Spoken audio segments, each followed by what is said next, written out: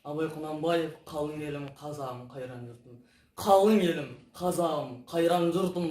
Ұстарасыз аузыңа түсті мұртың, жақсы менен жаманды айырмадың. Бірі қан, бірі май боп енді екі ұрттың. Бет бергенде шырайың сондай жақсы, қайдан ғана бұзылды сартша сыртың. Ұқпайсың өз сөзіңнен басқа сөзді, аузымен орақ ұрған өңкей құртың.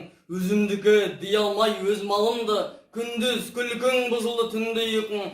Көрсе қыздар келеді байлауы жоқ, бір күн тұртың етеді бір күн жұртың.